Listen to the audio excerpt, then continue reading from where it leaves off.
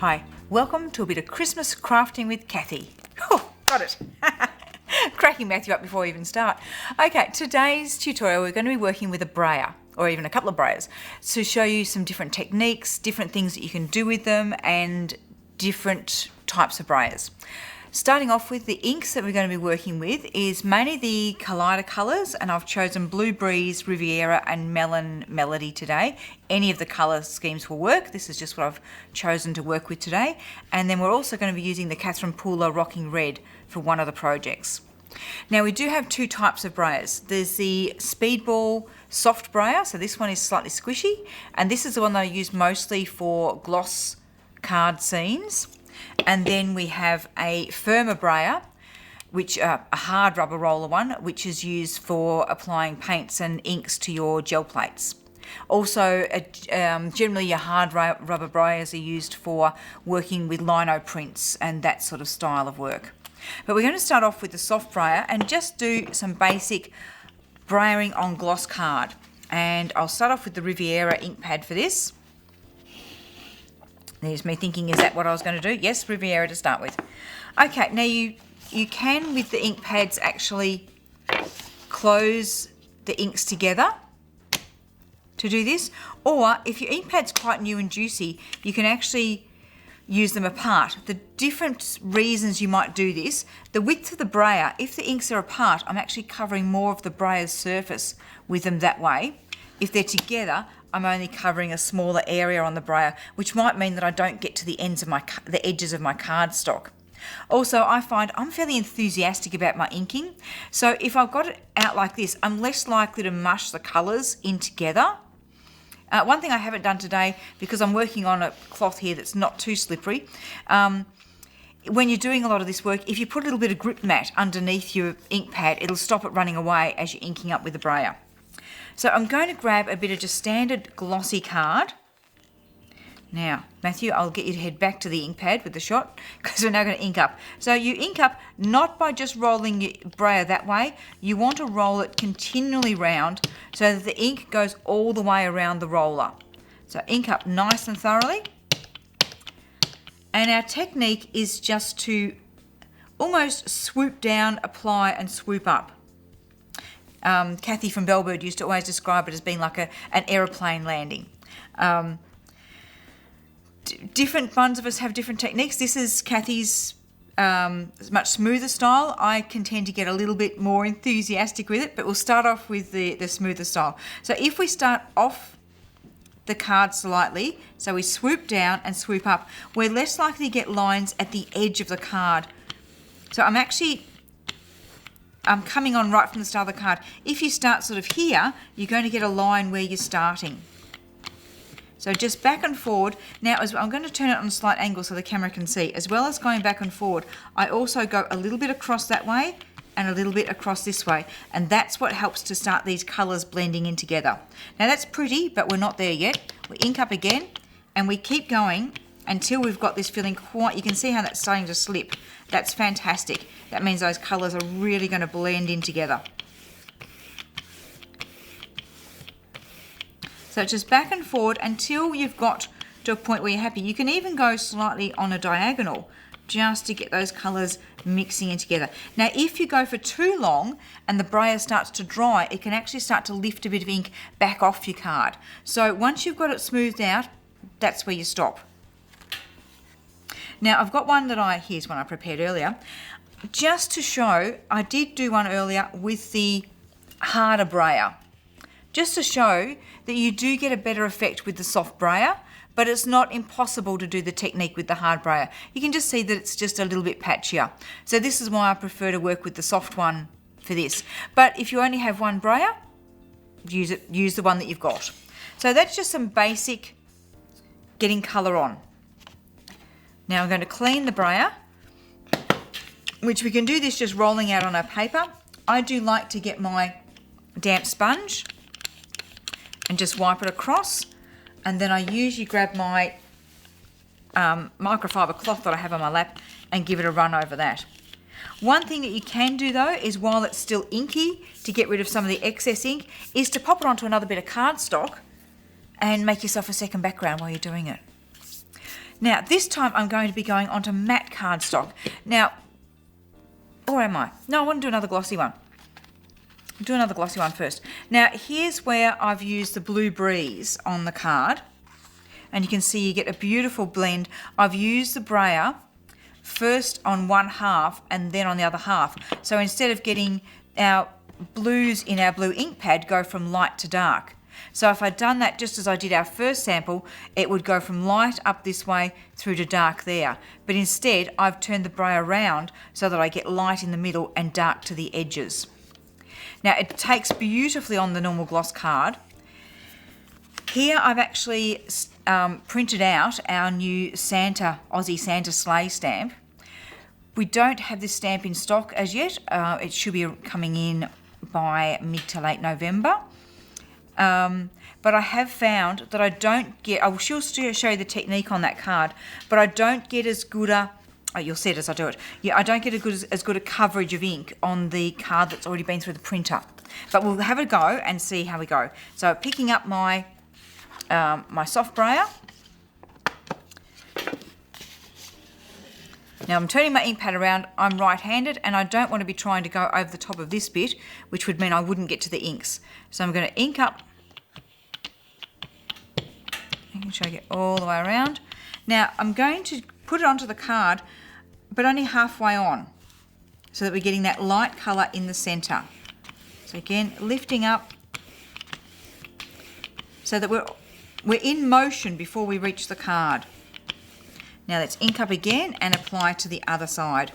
And I do find that this cardstock that's already been through a printer really shows your fingerprints. So I've got to be very careful when I'm lifting and moving the card that I don't leave fingerprints in it. Okay, let's get a little bit more ink happening here.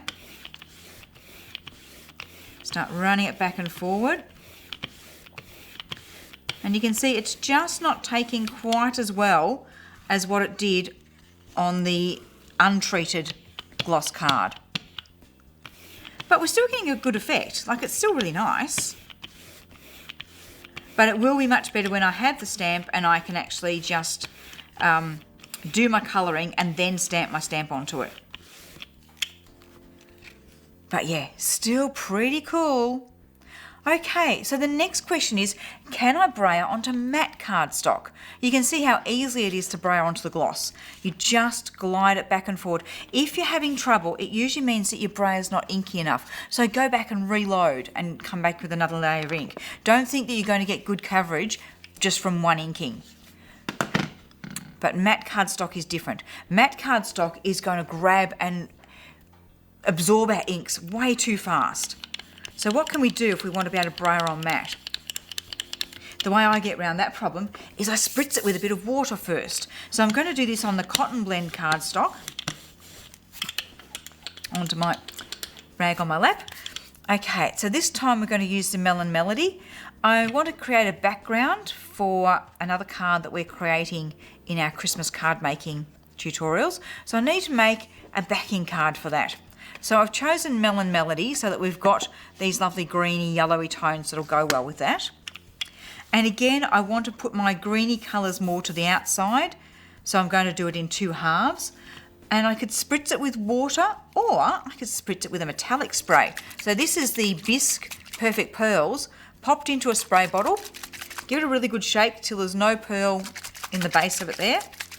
Now I'm going to ink my brayer up ready. Remember, roll all the way around. This is going to be a great DVD for exercise for Matthew with his camera work. He's going to be focusing all over the place. Okay, inking brayer. It's not going to dry for a moment if I sit that there while I spritz my card.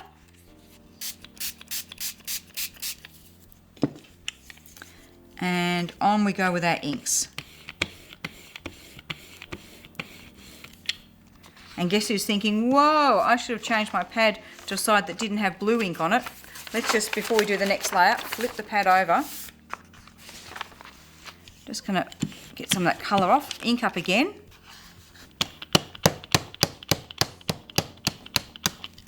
I'm going to try spraying the card with a bit of water on the back, which will help it not be quite so curly. Pop our card down. Now this time I'm popping it in the other way Nope, that way. So I can get green to the outside here.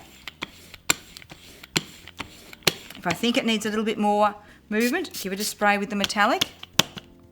So this means that metallic is going to give me a lovely shine to the background, as well as it's giving it that moisture that it needs to keep the ink moving on it. It's going to take forever to dry, but you know, we can cope with that, can't we? We can play with some other things while this is drying. So yes, you can do it on matte cardstock as well. It's going to be really soggy for a few minutes. And this will then, as I said, go with this card once I've actually got it dried off and ready for that. So that's your basic brayering. It's not so scary.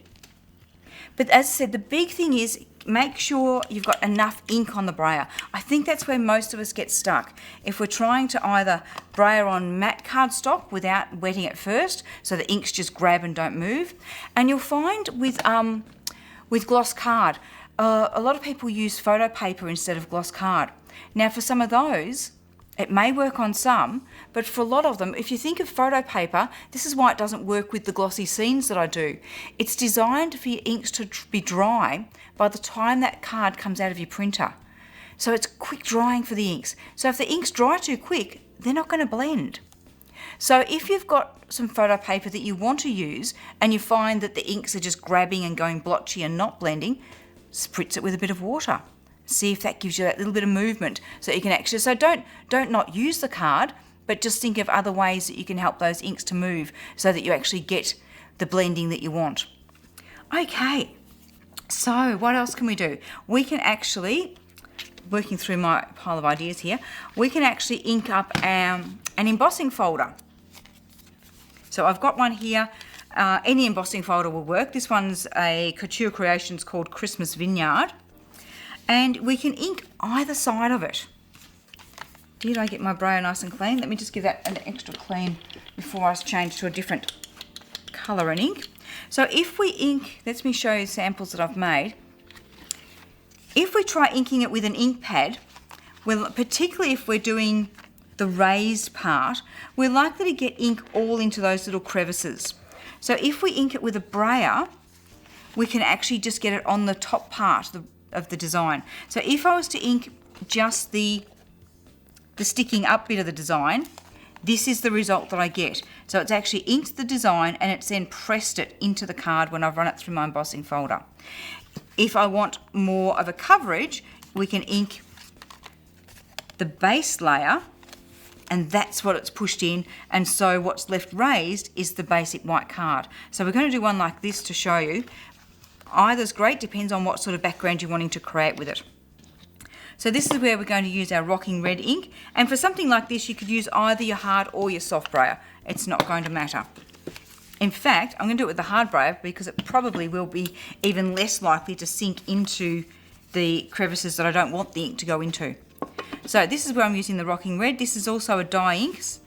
It was also water reactive, so we could actually spritz water with it, similar to how you can do with the Kaleidacolor pads. And we just run it backward and forward until the whole folder is covered. So I'm just going to re-ink as I need to.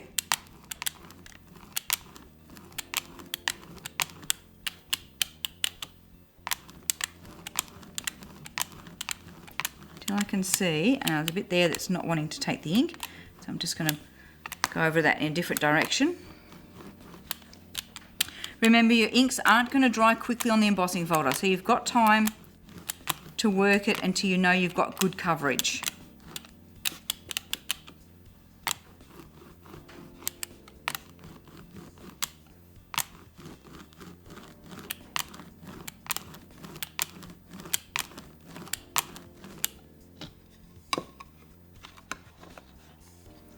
Then we would take our piece of white cardstock, place it into the embossing folder, close it, and then run that through our embossing machine. Now I'm not going to stop to do that because you can see the results that you get once it's gone through the machine. So we'll just pop that one to one side for the moment. And our last thing that I want to show you is another problem that sometimes we have with big stamps, is inking a large stamp evenly. So let's have a look at that. I've got one loaded into my stamping platform. We're just getting that roller really clean. Okay. Get rid of that now. Okay, so I've got my stamping platform and I've loaded in a nice big stamp. So this is can be difficult with an ink pad to get it fully inked. And you know what else we might do with this one? We're going to ink it up with some Versamark, which again is a tricky one to get it without getting it in all the crevices. Now there's two ways of doing it. We could do it in our stamping platform, or we could actually ink the stamp, just put on our craft mat, ink the stamp, lay the card on top of it, and then again use our brayer just to put pressure on to get the imprint to come onto the stamp. But what I'm going to do here is use the platform. So I'm just going to check that I've got some embossing powder ready. And I have a bit of silver there. Rightio, so let's get our Versamark.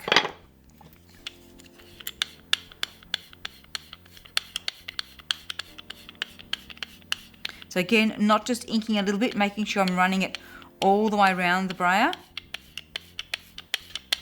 And then we can start applying it to the stamp.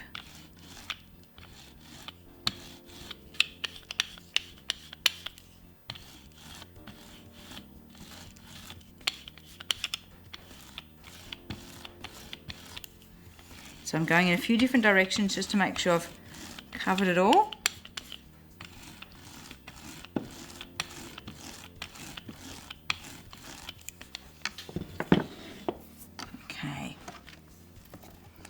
Now, I'm actually going to stand up for this one, which is probably going to throw out Matthew's camera work a bit. Get a really good press over the whole design. Then sit down again on my squeaky chair. Grab our bit of card. Quickly put it onto our bit of catching paper and sprinkle our embossing powder on.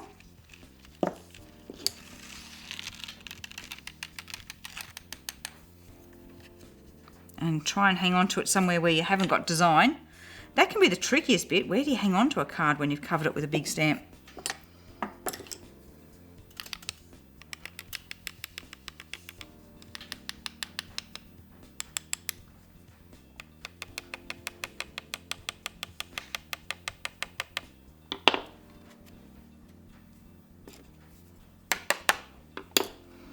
Okay, pop our excess powder back into our little jar.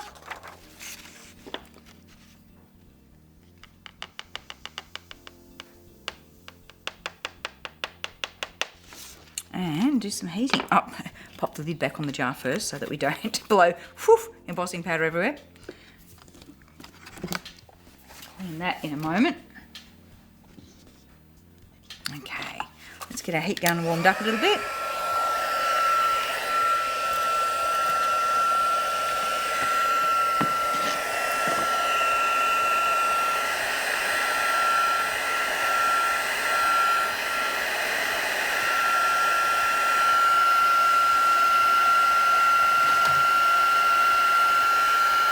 Just realising I've just sat the stamping platform on the cord of the heat gun. Okay, there it starts to go.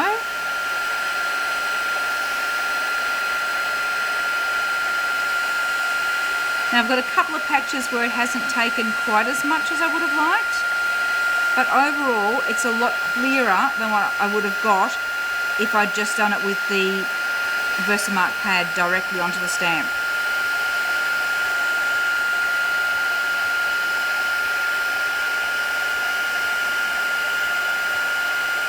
I would look at this and think maybe I needed to re-ink my Versamark pad before I did this.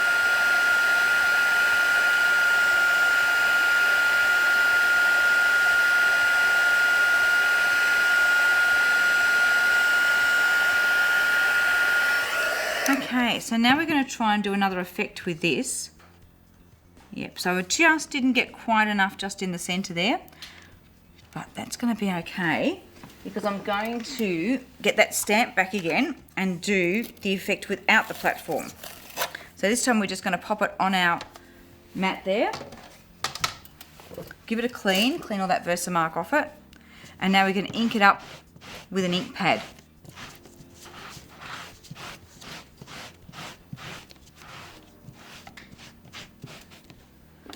Okay, I'm thinking, oh, what colours am I going to use? Did I clean my brayer? I don't think I did. So let's use the other brayer. Right. Let's go Riviera again. Okay, so this time I'm going to ink up, and I'm just going to choose the colours on the end, just the bluier purple ones. And then we're going to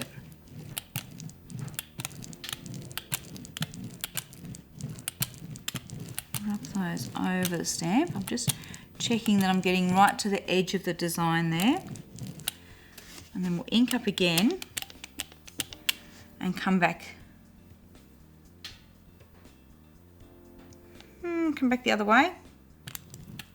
Oh, look, I'm going ambidextrous here.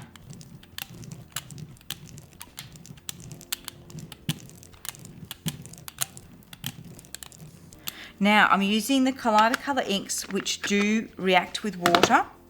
So what we can do, we can give our card a little bit of a spritz.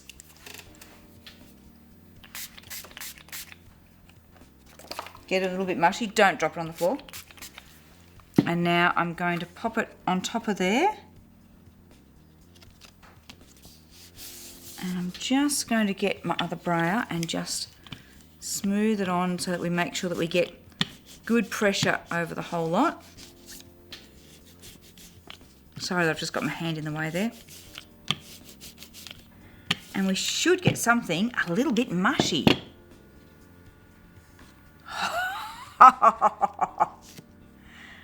That's brilliant. Brilliant. So again, we've made another really cool background piece. And I'm thinking of another piece I've created with the bauble cluster stamp done in silver. And this might make a really good backing for that. Okay, so that covers some basics with the brayer. If you've still got any questions, let me know. Because I think, as I said, I think mostly where people get stuck is either the wrong type of card or not enough ink on the brayer. So have a go with experimenting with both of those things and see how you go. And then let me know if you're still having problems, and we'll do another video with the brayer and cover any more issues if you're having them. So please have a play, let me know in the comments, and then I'll know if you want me to do another technique video. Okay, thanks for watching, and some of these cards you'll see come up again in some of our other Christmas card making we'll do, because we use some of these backgrounds with our other cards. Okay, thanks for watching. Bye.